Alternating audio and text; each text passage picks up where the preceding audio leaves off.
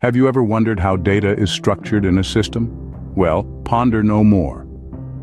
Today we delve into the fascinating world of data modeling, a key component in the realm of information systems.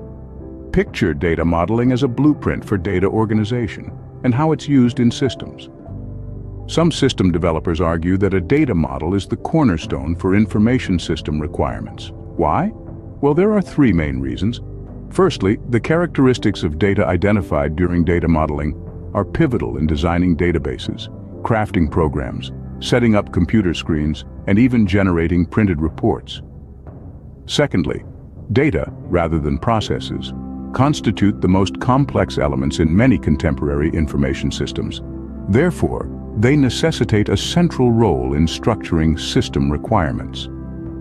Thirdly, data characteristics are reasonably enduring and share notable similarities across different organizations operating in the same industry. The most prevalent format used for data modeling is what's known as entity relationship, or ER diagramming. So, what's a conceptual data model? It's essentially a representation of organizational data. The aim of a conceptual data model is to depict as many rules about the meaning and interrelationships among data as possible. It's a detailed model capturing the overall structure of organizational data, independent of any database management system or other implementation considerations. The process of conceptual data modeling kicks off with developing a conceptual data model for the system being replaced if a system already exists using an ER diagram. The key elements in an ER diagram are entities, relations, and cardinalities. An ER diagram, a potent tool used to represent entities, their attributes and relationships, offers a visual representation that aids in understanding how data is structured and stored. Cardinality, in this context, refers to the number of instances or occurrences in a relationship between two entities. It helps us understand how many instances of one entity can relate to another entity.